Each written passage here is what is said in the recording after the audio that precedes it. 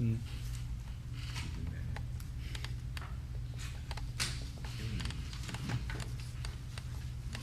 Today, heart chakra.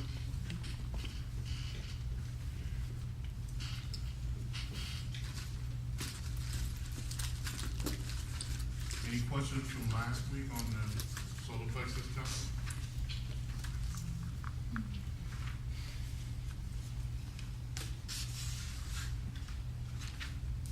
No questions? When we get into the heart chakra, we get into the higher levels of mind, consciousness.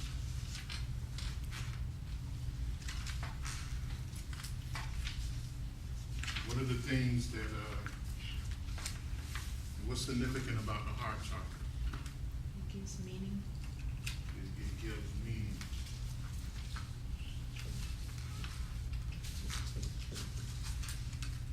Right.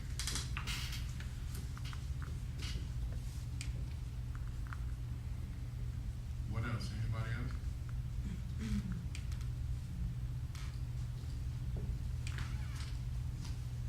Seed of the soul. Seed of the soul.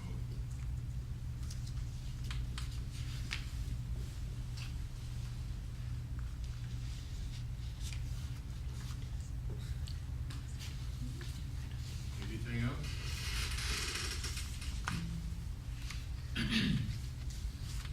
Like the heart chakra? It forms the body, says where the body is. Yeah. You said that already? It forms the bodies, right? Yes.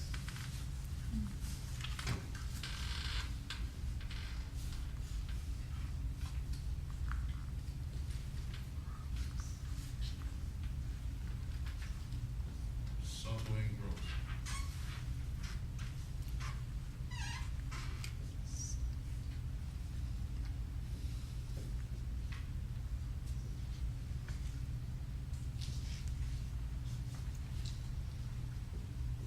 What else? It's part of the second granting, no? Yes.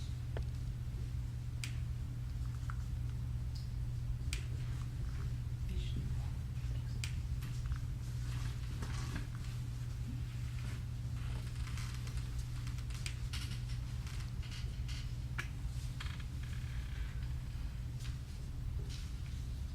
What else about this chakra? Has 12 petals.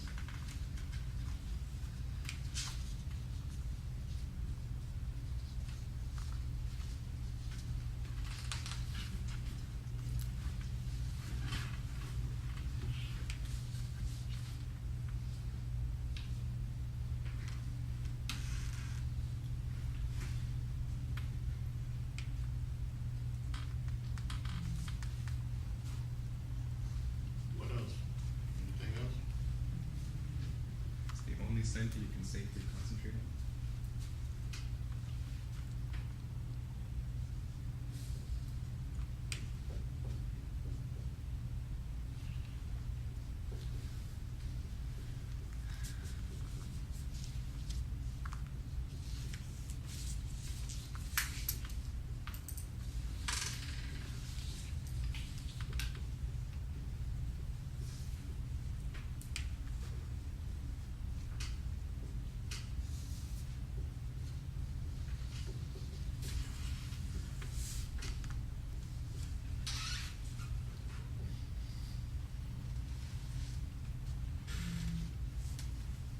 The element is air.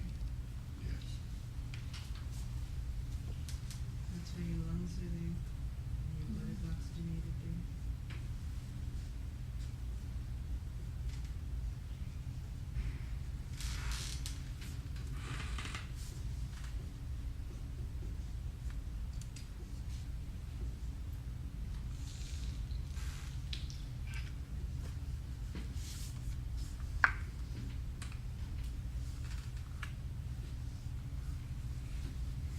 What else?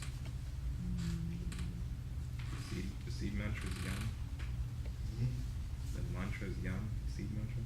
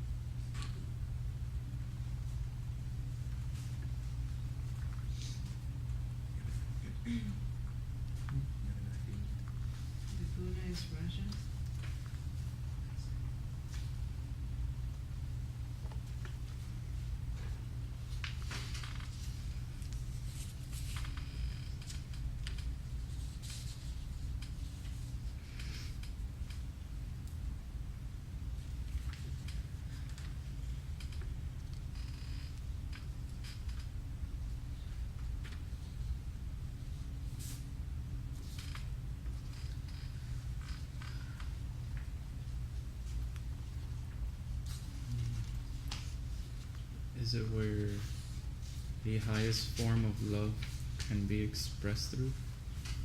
Not the highest form, but it is.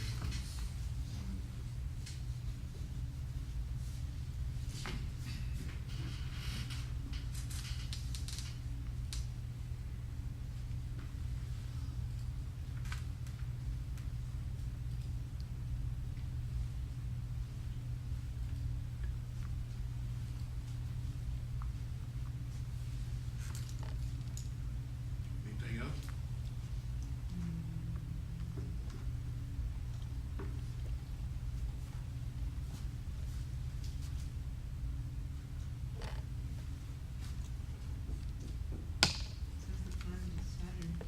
Hmm? It says the planet is Saturn. Yeah, we'll get into that. What else? This is where, In the second freedom, I think it says something of when it has two faces. this is where the what starts?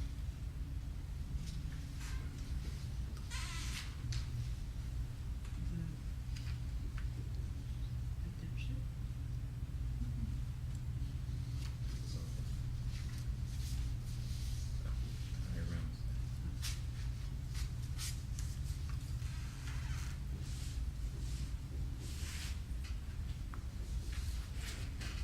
Oh, the prana is the Vyama. No, prana is what? Percent prana. It's prana Done. and what? Because Vyana is what? Vyana does what? Circulating over. It pervades the whole body. But the main prana here is prana. And Vyana circulates throughout the whole body.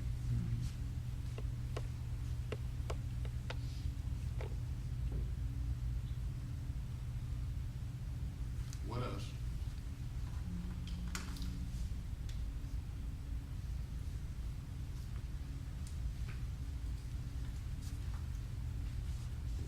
It does what to life? Sustains. It sustains life.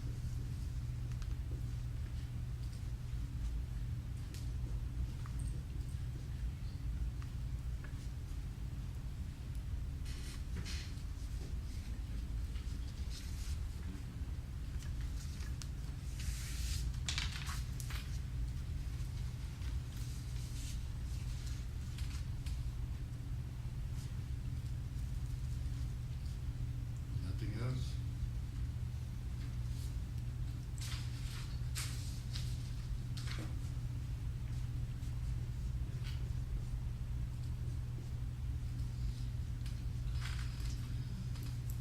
Okay, 54 having raised.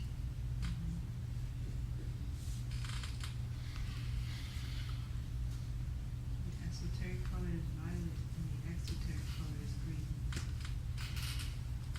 Yes.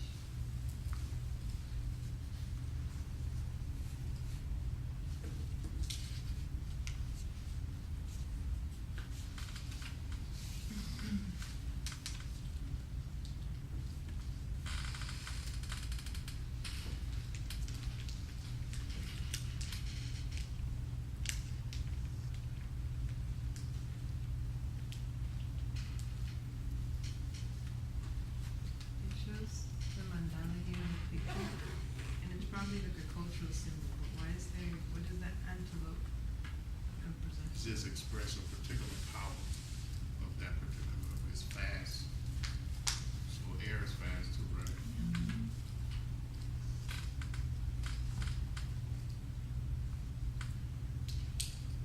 It's the third aspect of sound.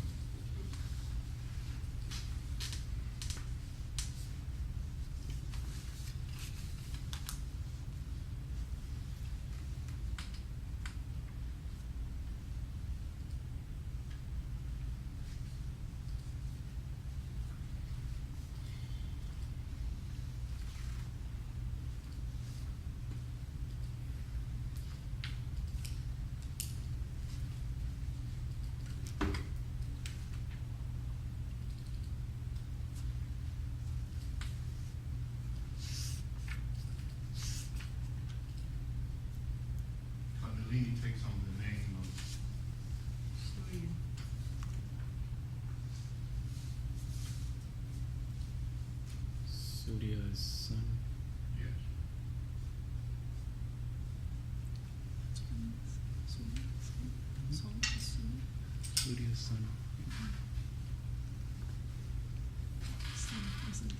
Yeah, Zena.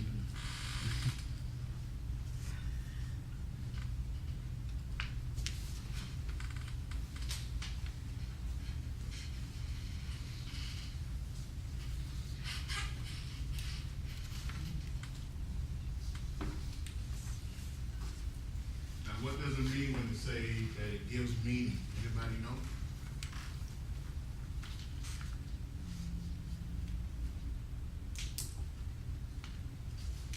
Y'all been here for a couple of years now. Anybody know? Nobody knows? What was the question? What does it mean when it say this chakra gives meaning? Gives meaning to what? Life and your experiences. Where does it say that in the ancient text? Anyone remember? Serpent power. Huh? Serpent power. Well, I'm saying in the ancient text, certain probably just a book, but in the ancient text, when they start talking about what? Not creation, right?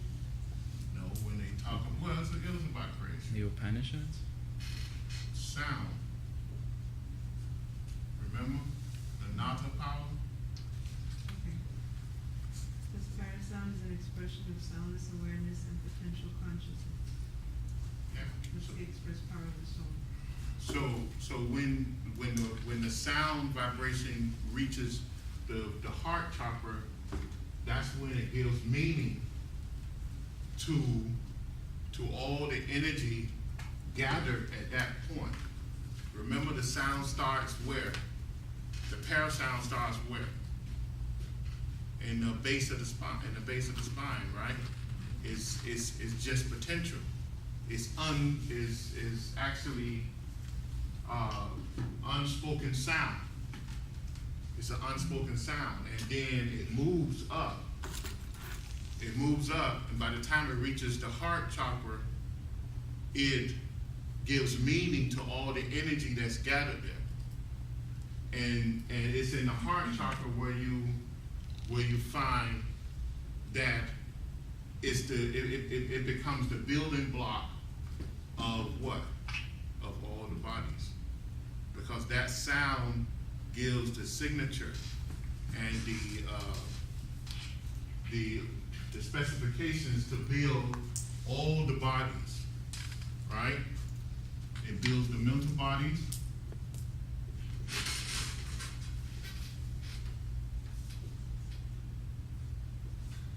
Right?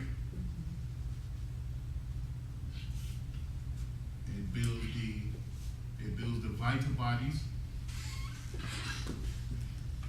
And from the vital bodies comes what? Huh? The subtle body. Comes all the other bodies, right? Because once it has the mental signature and the mental signature begins to mold the energy, because the vital bodies is the energy, it begins to build the subtle bodies, right?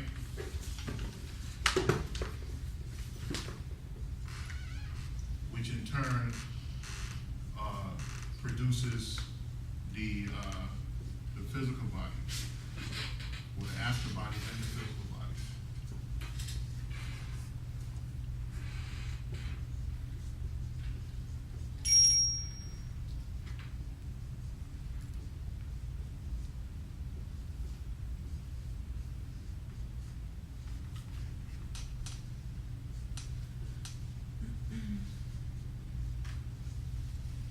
Now, before this, you have what?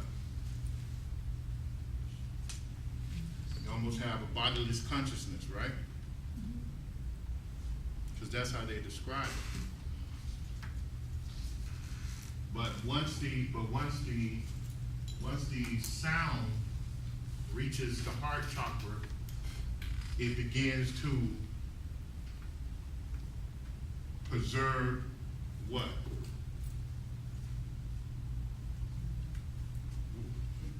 What does it begin to preserve? We just said it earlier. Life, consciousness. Life. And it that does that through consciousness.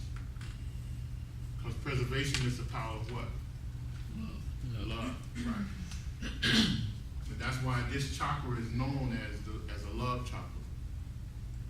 Now, the sound, remember in the Bible and in all the Bibles throughout the world, it says what? It says that God spoke the word, and the word was God. Well, in translation, what happens is actually the spirit, which is an aspect of God, which all of us have a spirit, speaks the word, and the soul is produced, right? Now the word in the spirit is totally unmanifested, right? It's that para. It's that unmanifested sound. And because spirit is what? Spirit has no beginning and no end, right? Because it's a part of the absolute, it's a part of God, right? So the spirit of you was forever here. But the spirit produces, it speaks the word and produces a soul. The soul of you is manifested. It's manifested. So therefore, anything that has a beginning has a what? An end. But so the spirit goes forward as the body and consciousness of the spirit.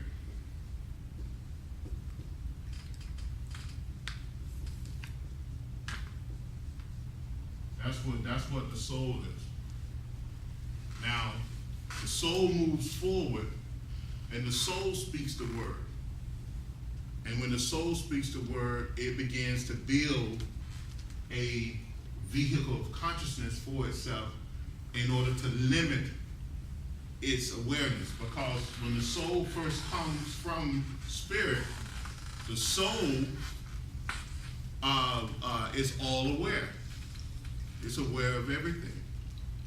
But it seeks to from the will of God, or the spirit, the God within you, it seeks to limit itself. Because why? Because the spirit wants to bring about manifestation or creation. Okay? So manifestation or creation is a limitation to spirit.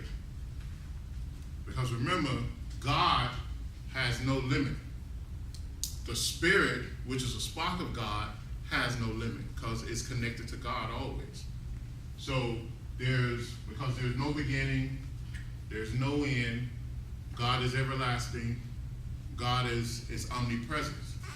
But in order to bring about creation, it must limit its awareness. It must limit itself in order to go through this so-called cycle of experience, because it understands everything. It doesn't need experience because everything originated from it. Now, if you go back to the book of Genesis, which is a crude way to explain all this, but it does, is you have Adam who actually was created by God, right?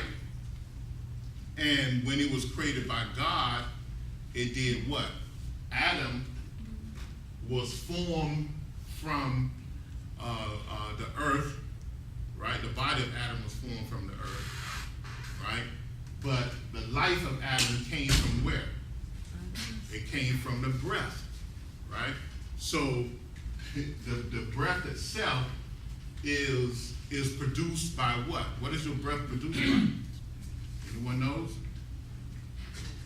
Huh? You mean air? What is air produced? No, breath is not. Your breath is actually, just go look it up. Don't take my word for it.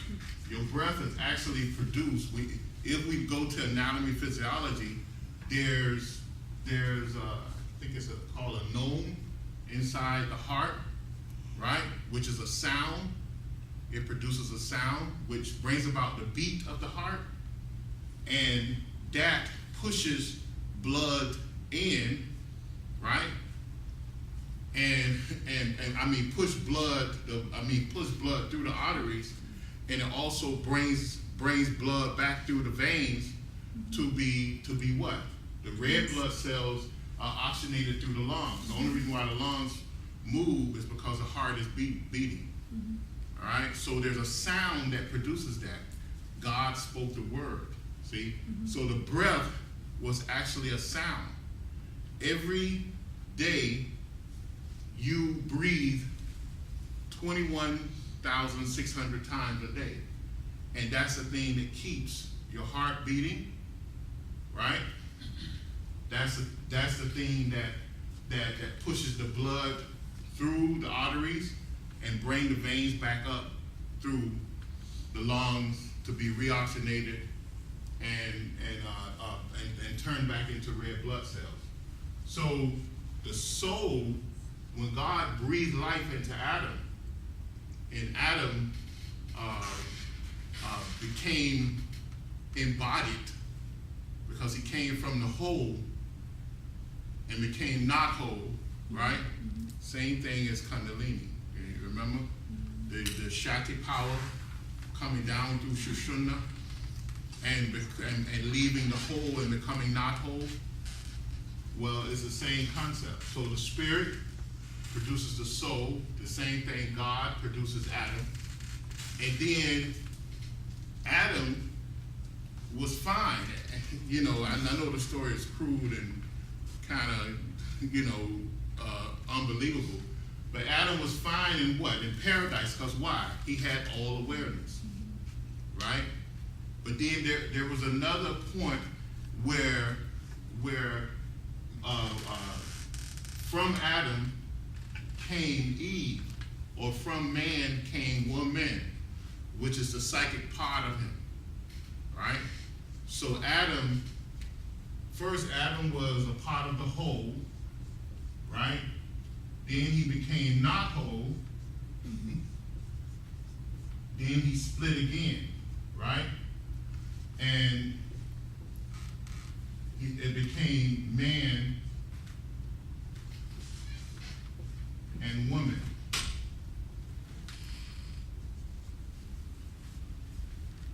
Right? Now, of course, it was a crude way to look at this, but even when you look at science, right, there's no full female in this room. There's no full male in this room. We have both male and female within us, right? Everybody know that, right? If you don't, go study it. Don't take my word for it. You know, I have female genes within me as well as male genes within me because I had a mother and a father, right? So, in fact, in the embryo, you always start out as what? Anyone knows that? Female, right? So at one point, if you're going to be a male, you turn to a male. But if not, you're born as a female. So within us, we always have this. Adam became two. He became man and woman because Eve was a part of Adam.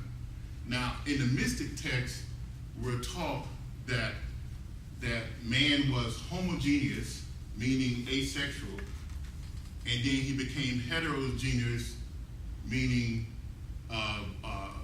he became male and female, right?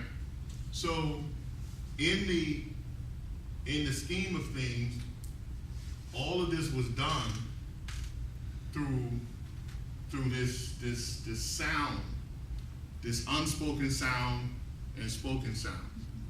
All right, which sound stands for what? Consciousness. Because only thing sound produces is the expression of your consciousness, what's on your mind. That's the only thing it's producing. So the will of spirit or soul or even you is produced through your sound. because it's a sound that drives the blood through your vessels to keep you here on this physical plane. And it is a sound that expresses your will outside of your body, okay? Which is your driving force is your consciousness, all right? So thousands of years ago, when they wrote this in the Bible or in the Vedas or the Upanishads, that's what they were talking about. They were talking about sound. And the sound, and they speak about the heart chakra, the sound being unstruck, right? You have the, what is the vowels at the heart chakra? Is it the vowels you have at the heart chakra? Yeah, the 16 vowels of the Sanskrit alphabet, right? Is it 16 vowels are in the No, sorry, throat chakra? that's in the throat chakra, yeah. You have the consonants in the right in the heart chakra. So Yeah. is in this system, the petals are actually Sanskrit letters, right? Which is sounds, right? In the heart chakra, you have 12 letters, which is actually, I think, the consonants of it.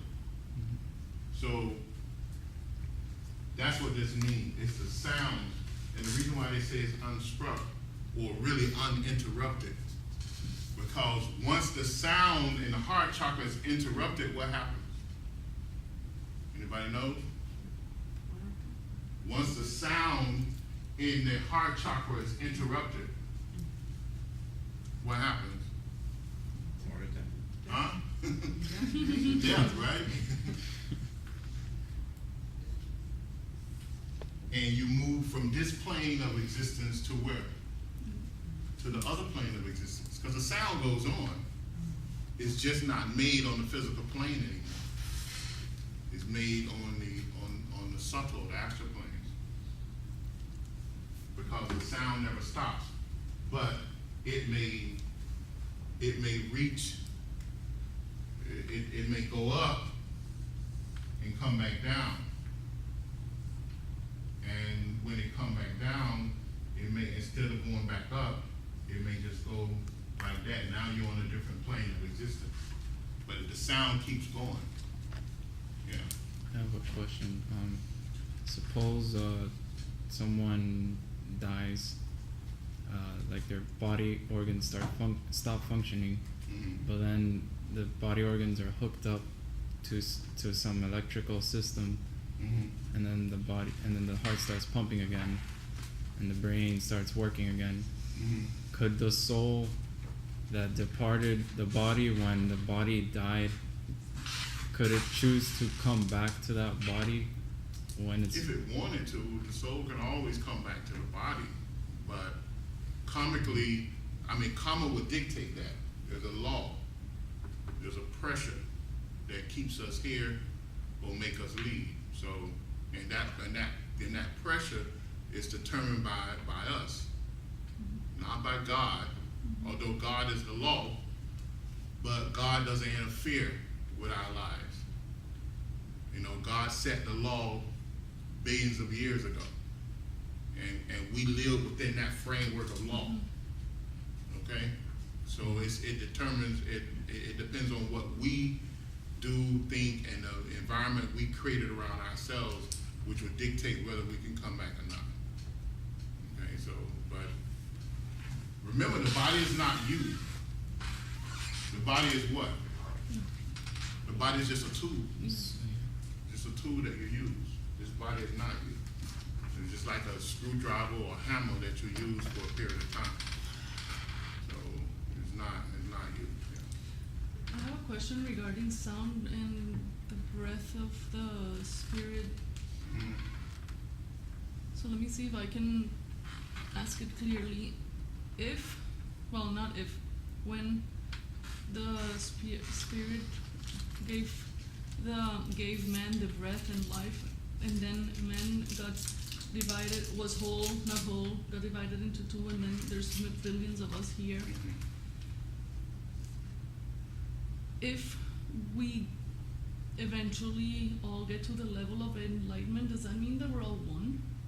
Yeah. Basically, right? Yeah, there's no such thing as many. We're all part of one consciousness, which consciousness is limited, but we're all part of God. Everything is God. Exactly. Everything is God. The same way, everything is the sun in the solar system, So we're basically different manifestations of the same. of the same thing. Yeah. That's, Yeah. Okay. Because if you look at, even scientists have came to that conclusion now. Yeah. Although the mystics and the yogis and all the great different masters that have came here have told us this. They, said that all of us, that everything is a product of the sun. Now scientists can mathematically break it down and show us that that's so, because everything is what? Solidified sunlight. Mm-hmm. Now, in the ancient Tantra, Santra, and Mantra Satra, Upanishads, the books, they told us that everything was tavic matter, which is solar plasma when you look at the two definitions, right? Because the tavic rays flow from the sun, and we modify it with what? With our state of vibration, our state of consciousness. Okay? Everyone take that same light, and the same thing the scientists say, the atoms, if you look at every atom is what? Essentially the what?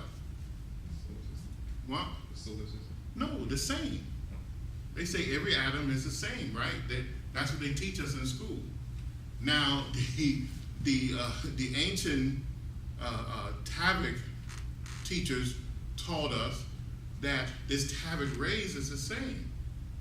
All of us receive, here on Earth at least, we receive 360 tavic rays.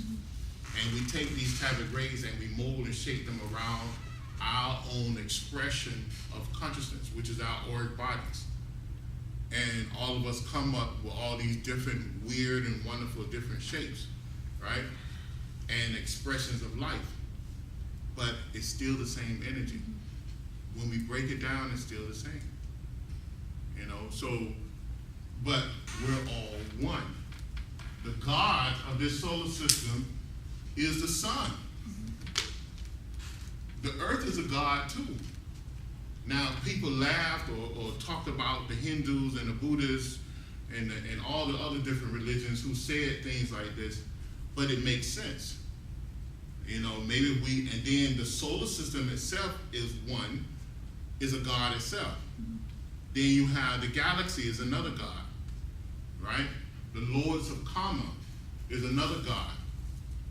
Now, that doesn't mean that they don't believe in a supreme God, because they do.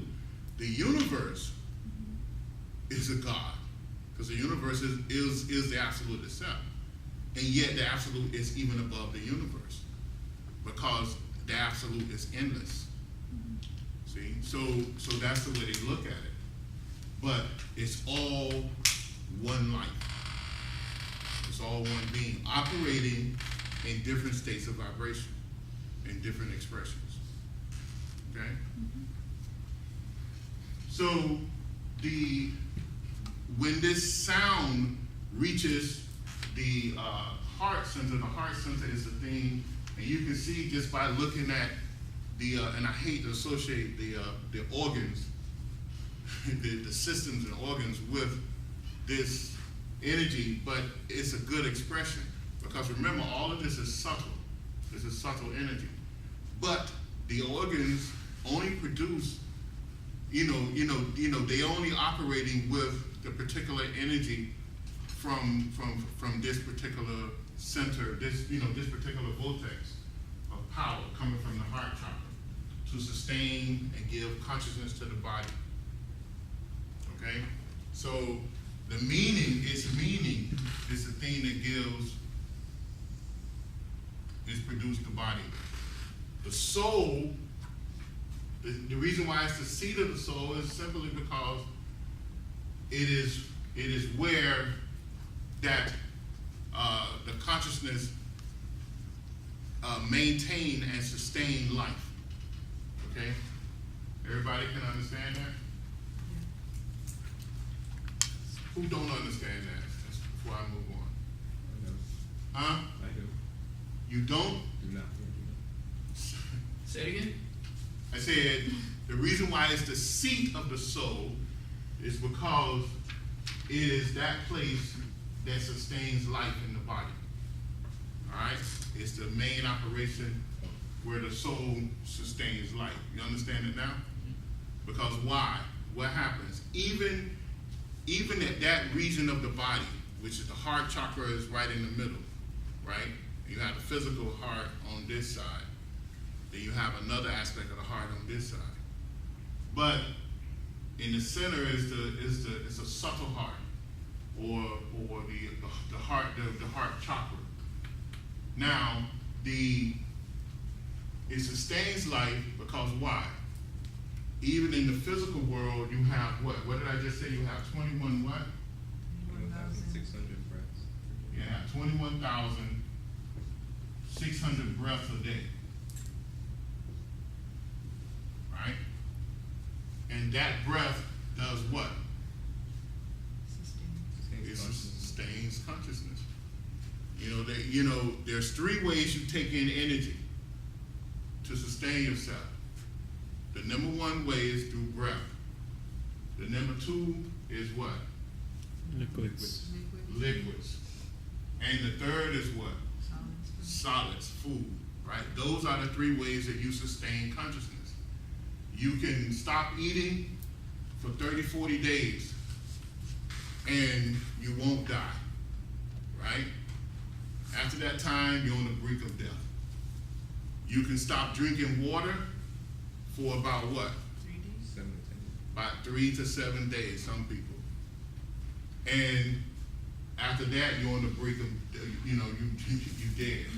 You stop breathing for how long and you die? 3 to 10 minutes. About 5 minutes. And you die. You lose consciousness and you exit the body. So the breath is the main way of taking in energy, of sustaining consciousness. When when you stop breathing, you start oxygenating the brain. So that means you cannot, you cannot process thought, because the oxygen is the main thing that feeds the brain. 20% of all the oxygen you breathe in goes directly to where? The brain. 20%. And that's kind of, it tells you something, because why? Because the average brain only weighs 5 pounds. So that's a lot of blood going to the brain. So that's why it sustains life. Also, the breath itself is considered what? Anyone know? In the mystic world, in the yogic world, what do they call the breath? A mantra. A mantra. The breath is a mantra. The breath is a resort of the soul chanting a mantra 21,600 times. It's a resort of the soul chanting a mantra in order to sustain life. When the soul stops chanting that mantra, then the physical manifestation of life it ceases.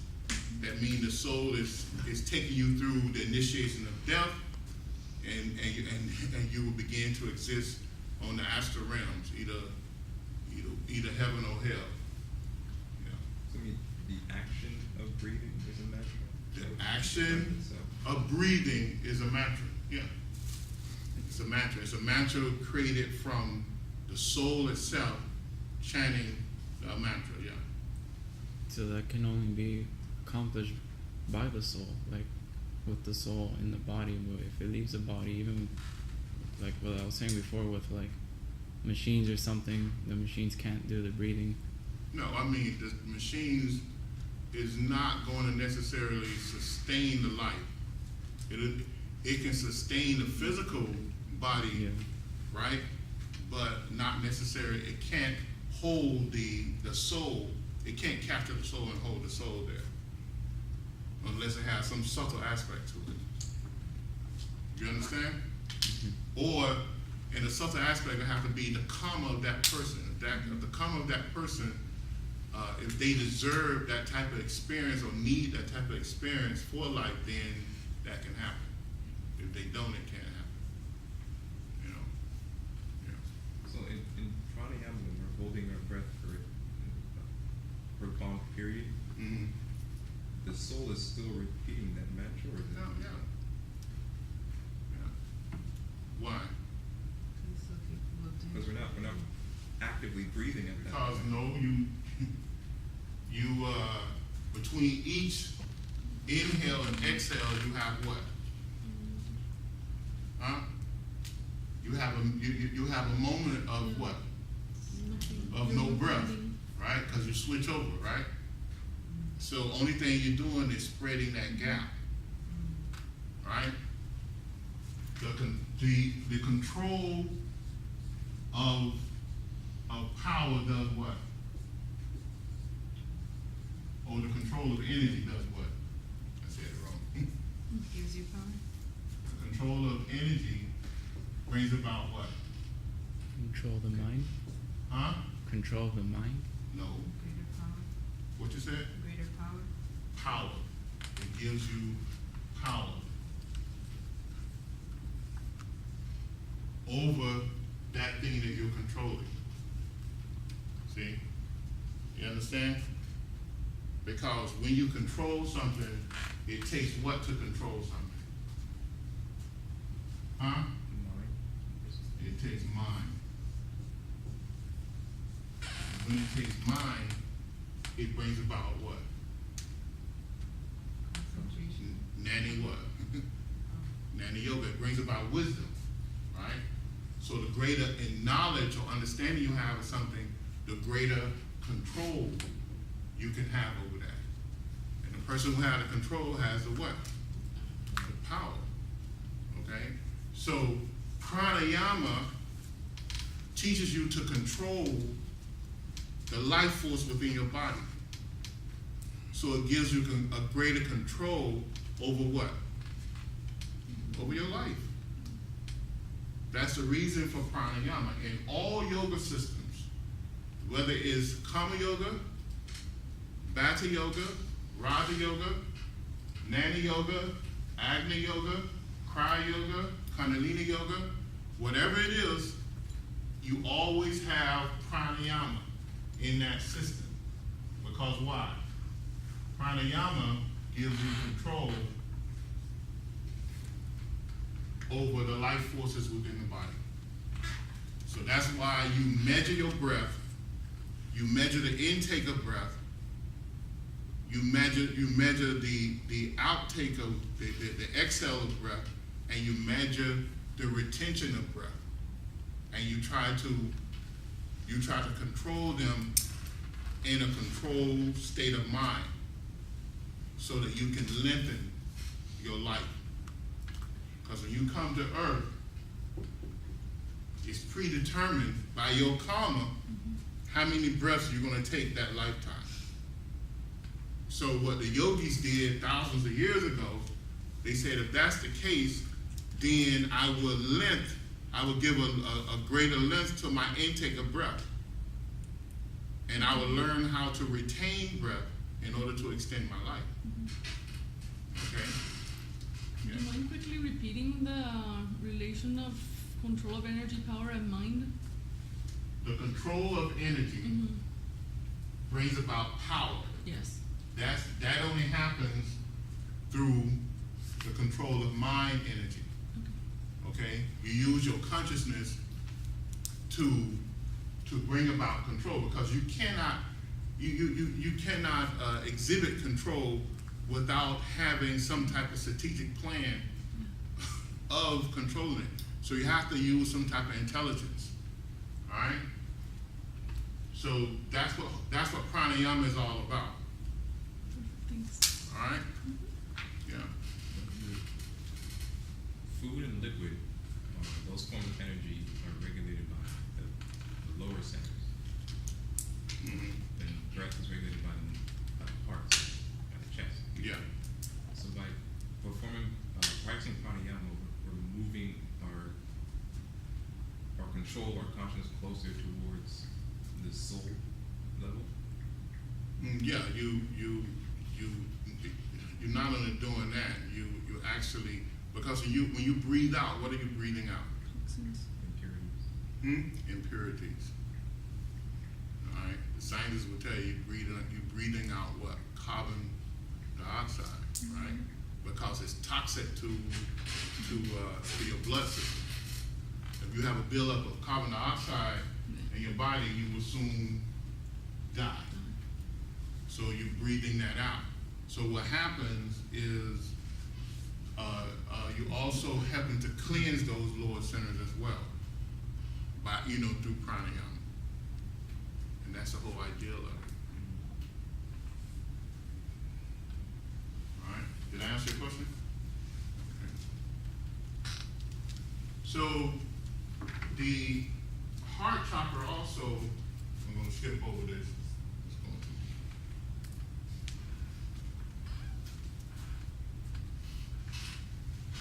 the heart chakra is the chakra that you can have concentration over.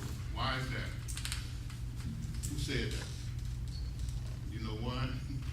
The former seat of our consciousness. Huh? It's the former seat of consciousness. That's part of the reason. You don't have another reason? Help me out, Peter. Huh? Maybe because it controls the life forces. Yeah. It controls the life forces. Because you need an access in order to begin to control those life forces within the body. So when you begin your pranayama, you do what? You concentrate on your breath, right? And it's a good point to pass everything through, right? Because of that, because it's really the secondary conjunction point, right? The cosmic element of air, it is the Vaya Bhutas. I don't have to explain that, right? We talked about the mantra. Who said this? Anyone know what this means? Who stated that? I did. But Rajas means is a type of, there's tamasic and sattvic and rajasic gunas, right? In other words, it's the quality of the entity or the mind Right. that's being produced at that level. So at the lowest expression, it's like a possessive type of desire, right? Yeah, But at the highest kind, it's an impersonal type of love. it's an impersonal type of love, right? And of course, it's the expression of love because love is what? Preservation of Preservation. If you love something, what do you do with it? Try to keep it safe. You try to keep it safe, you preserve it. So that is the nature of love energy.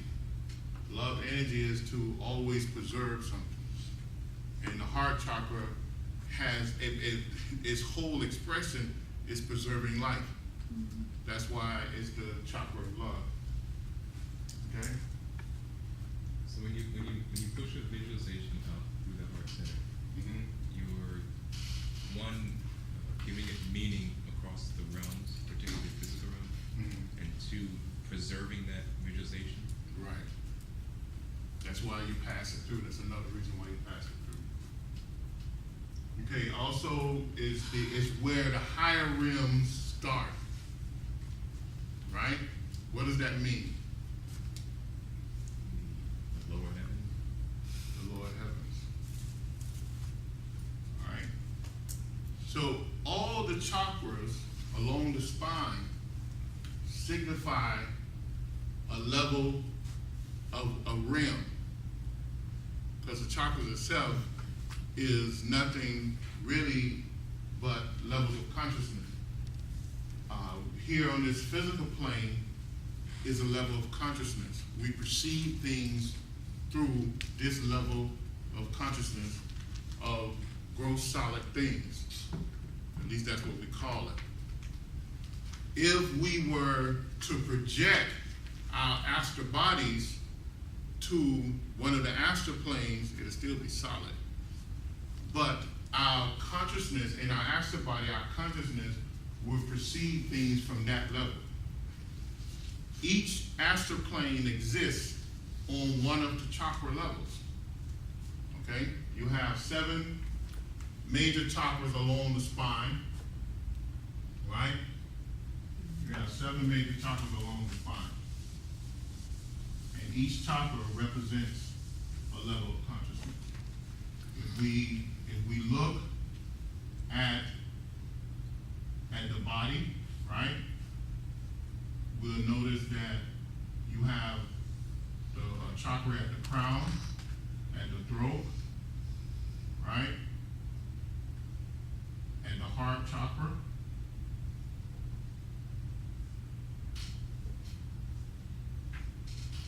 You have one at the solar plexus, one at the sex, and at the base of the spine, and one at the Christ.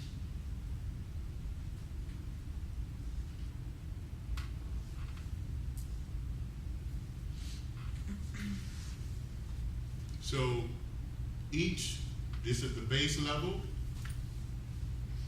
Here are the lower rims, or the lower astral rims. Starts from the solar plexus chakra.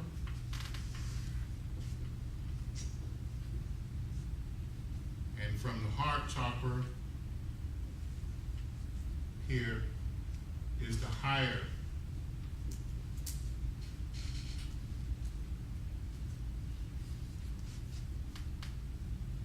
astral realms, or etheric realms, you can call it. Okay? Each level, there's many different, each level on each chakra, the Christ chakra, which is the highest rim, you have many, many rims on that chakra, but one major rim. Same way here on Earth, you have many rims on the Earth. Although we can see a mouse or a roach here, we don't live on that rim of the on that conscious realm of the mouse or roach, right? We have no idea what that mouse or roach is thinking. And the mouse and the roach can't relate to you. They can't relate to us. So on the physical realm, we have many realms of existence, because the realms is actually your level of consciousness. All right. Even on the human level, we have many realms of consciousness, because everybody don't retain the same amount of knowledge and understanding and awareness. So we can be here on the physical realm, but we can belong to different groups of consciousness, okay? Because all of us belong to different groups of consciousness. So that's what it means by the realms, all right? Now, of course, the astral realms is physical, but it's a subtle physical realm, right? It's a subtle physical realm. Right now, we can be in the middle of the ocean on one of the lower realms, right? Or we can be on a mountain on the higher realms. We don't know. And all of them are taking up the same space, because they vibrate, the physical matter on that realm vibrate on a different level than this realm. Just like right now, this room is full of oxygen, and it's full of all different type of rays, photo rays, you know, and subtle radiation, and it's taking up the same space. And that radiation, or even small levels of microwave that's not harmful to us, is radiating through this room. You know, because why? There's electronic magnetic spectrum that's moving through the walls, the floor, everywhere around here. That's the only way we can get either telephone or radio or television through the electronic magnetic spectrum. Now, but it's all taking up the same space. So the realms of existence, the astral realms, is here, right here in this room, but it's on a different level of consciousness. The higher realms is right here in this room, it's just on a different level of consciousness. And scientists have really proven that, you know, but they are not aware that they have proved it for the mystics or the yogics, but it's right here. All right? So, any questions on that? We already talked about this. We talked about the prana. We talked about the Tavic rays. Everybody understand the Tavic rays?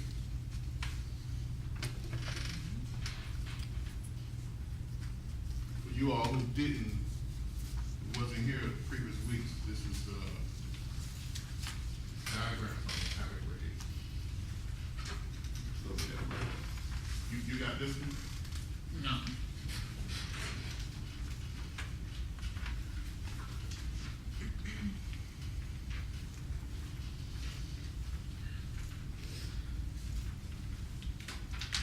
So,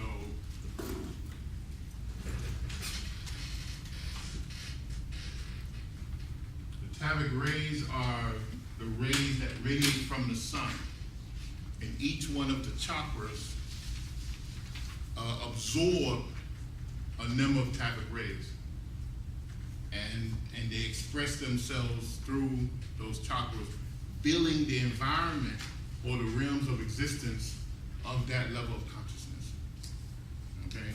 That's what the Tavic rays is. The soul uses the Tavic rays to wrap itself within it in order to embody itself in some type of layer of consciousness. Okay? And from that, from using the Tavic rays, it can attract all other elements to it in order to build and mold and shape the things that it needs to shape. Okay? Now, of course, the soul of each one of us, we're really disconnected from it. But yet, we're not, because we are soul and we're spirit too. But what happens is the soul is directly connected to the spirit, right? And what the soul does, the soul builds a supra consciousness around itself.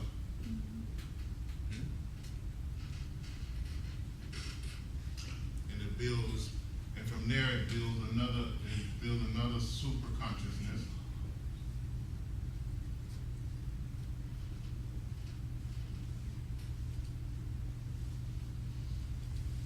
And then, in order to facilitate the rest of itself, it builds a subconscious, which takes care of functions.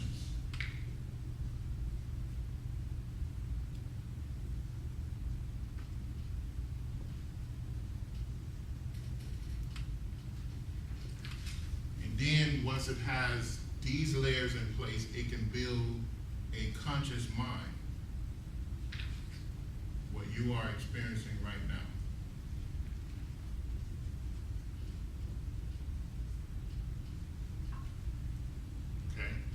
So these are the layers of consciousness. All of these are the layers of consciousness that we have to go through in order to get to the soul. Okay. So, right now, the soul exists above consciousness. Because the soul is above consciousness. The soul has no consciousness. Because the soul itself is all aware, just like God. Right? But it's not as great as the spirit or God.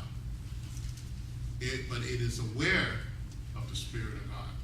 That's why, if you notice, when you get ready to do something you have no business doing, you always have a second thought, right? Nobody have to tell you that it's wrong. that you get ready to do something that's absolutely stupid, right? Something within you tell you, right? So that's your higher consciousness. That's your higher consciousness, which could be the superconscious mind or the supraconscious mind, sending a signal to you from the soul, right? It's just like they say, the expression that Dr. King gave. He said that the difference between a highly intelligent man who's connected to his higher self and one who's not is that they walk outside a building and something say, step aside, there's something coming down. It's going to hit you in the head. Now, the man is connected to his higher consciousness. He quickly steps aside without looking up. Because why? He's connected to his higher self, his soul. The man who's not connected, he looks up. He gets out of the way or he don't get out of the way. You know, because by the time he's taking a look up, of course, velocity is picking up on the object that's coming down to hit it. And that's the difference. You know, so that's, that's just, it shows the level of consciousness. I know when I was coming up, every time there was a fight, everybody used to run. They said, fight. They run to the fight, right? And I used to always say, why are they running to a fight? You know, because you know what happened at a fight. You know, just total chaos. So I would sit back and think, what idiots? Why are you going to run to trouble? You know, and it's because just something told me, don't go. You know, leave the area. I went running in the other direction. And people that's sensitive to their higher self normally do that, you know. So, mostly people of color too. Because, the whole show about, I forget the name of it, the Crazy Wayne brothers, they they go into the scary house or they see something's wrong and they just pack up and leave, They say, why white people stay there? They stay there and be, feminine and everything. But people of color, what they usually do, they pack their clothes and leave. They just know that something is wrong. They don't have, they don't need any explanation because why? It's within them. So that's the thing, the way the soul operates and the higher consciousness operate. Usually, inspiration comes from the higher consciousness.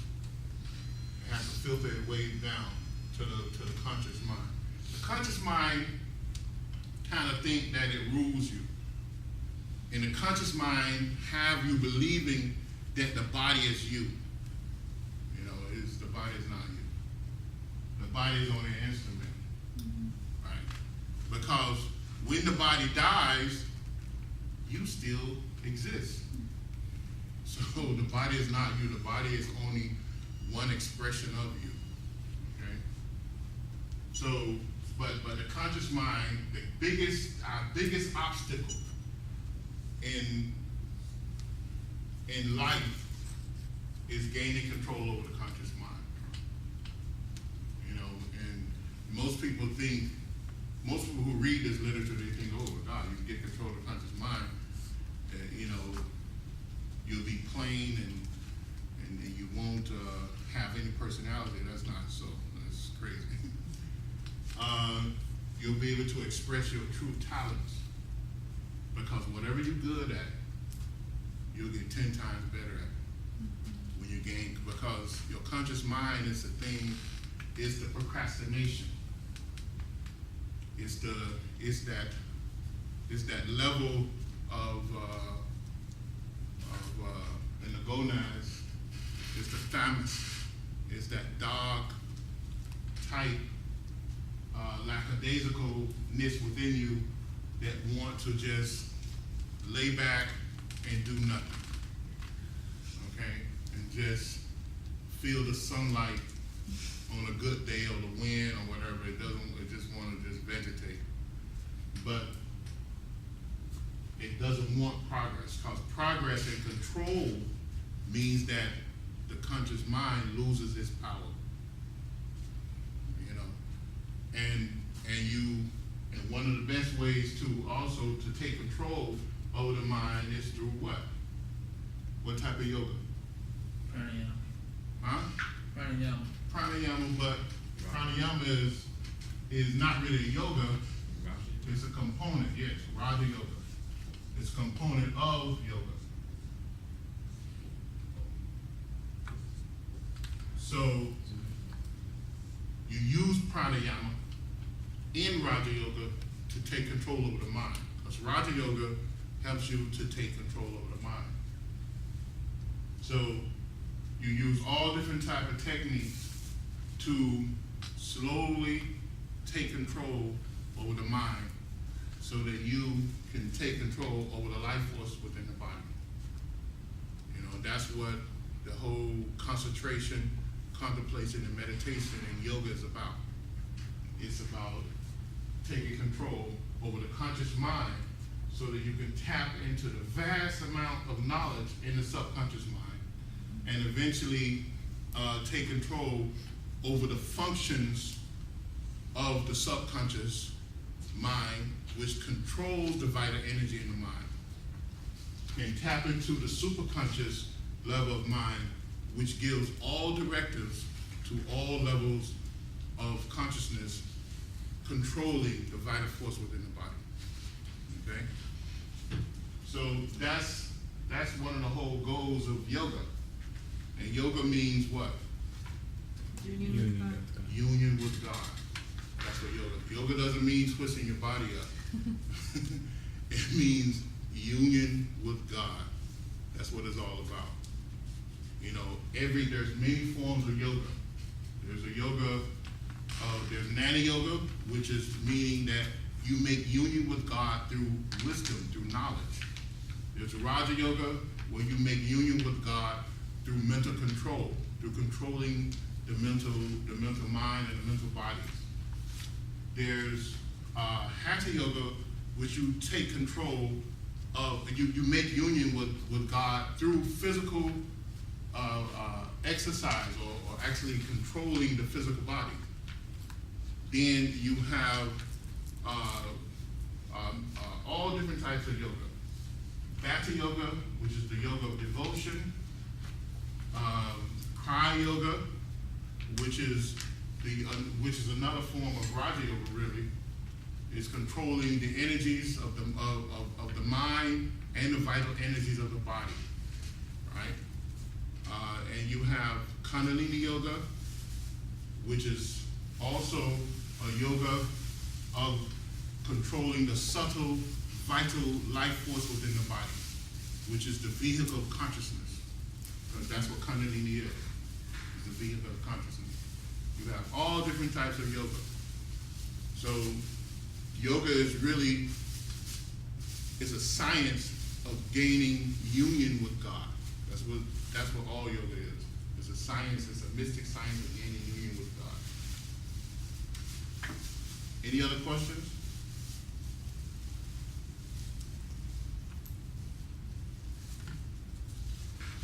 In this diagram here, I give you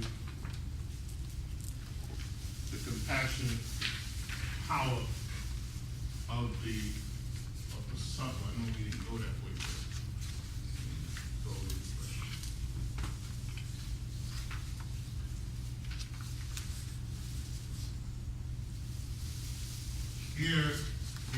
like this, you have what's called a line that connects all of these chakras, which is within the spine, we're told, and it's called Shushunda.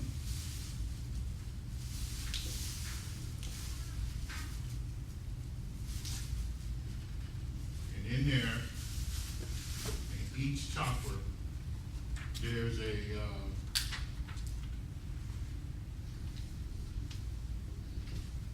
there's something called a bindu. What is the bindu? Anybody? Spiritual journey. It's a spiritual germ or point of consciousness, right? Most people don't understand this spiritual germ business, I kind of still don't. huh? I kind of still don't. It's a point of consciousness, all right? Is in each chakra, this point of consciousness is actually a doorway to what? Around. Huh? Shouldn't it? To the all knowledge space. Right? It's a doorway to the all knowledge space, to the spirit.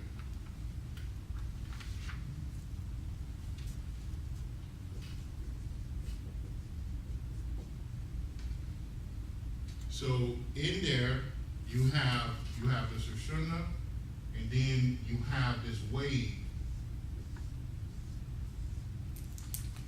of Nata and Tavi matter that's coming in and leaving. And it's been influenced by the vortex center of consciousness called the chakra. Okay? Now, from there, all life is formed.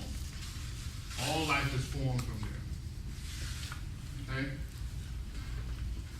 And it's as simple as mind, prana, all these things that we discussed. We can kind of close out if there's no questions. So, one other quick question about this. So I used to think that from the front, you receive and you pull energies, right, in the vortex? From both sides, from Yeah. front and back. See, I was confused. I thought the Yeah. back, you only expel them. No, So it's on both sides? it goes from both sides. It's a vortex center. But we use mostly the front part for visualization. Yeah, well, because we're hung up on the glamour of ourselves. That's the way I like to explain it. We're hung up on the glamour of ourselves. If we focus more on the back, would that be more powerful? Or are No, we not like necessarily. doing- What you do when you do your pranayama, you use the back of the body to raise the energy, to move the energy back and forth. You don't do it in the front of the body.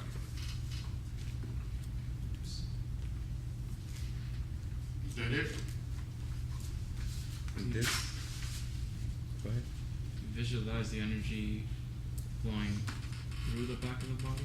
You visualize the energy going down through the head, through the spine, on both sides of the spine, and you bring it back up. One side of the spine is Pingala, which is the right side, which is a vital energy, and the left side is idle, which is a negative energy or a mental energy, and you bring it down both sides, and then you bring it up through a little tiny hair in the spine called Shushuna. And you bring it all the way up to through the Christ center or the third eye, 6 inches in front. And that's why you're doing your pranayama. Okay? You breathe in, taking the energy down. You breathe out with the same amount of count, bringing the energy out. And if you and when you do it with your eyes closed, and after a while, you'll actually see the energy streak cross your eyelids. You'll see it streak cross and come out in front. is it best? I mean, do you say the affirmation as you? No, at the end, once you push it out, you say the affirmation then. Whatever the affirmation is, I am now purifying my mind and body with the mighty power of God. Whatever affirmation is connected to that particular breathing inside of pranayama. I have another general question. Mm-hmm. So we're all one. Going back to that, Mm-hmm. and we are evolving at different levels. Mm-hmm. As humankind, are we like evolving? Like obviously, some people are gonna be here, in different places.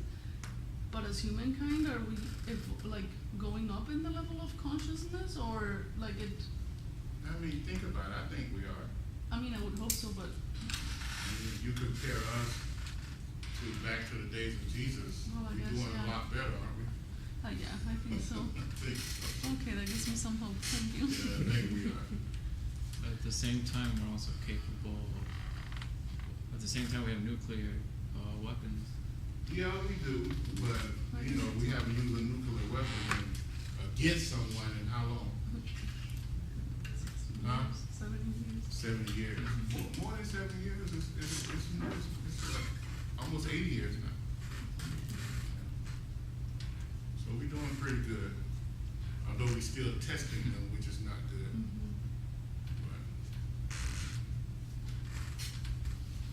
This handout, does each of the topic rays have a name or a function? Groups of names. I go over that in another class. That's a whole deep. I went over that. I don't know if you was here the day I went over that. Let's turn the lights off and have a little prayer, and we can close out. But I don't know if you was here when I went over that.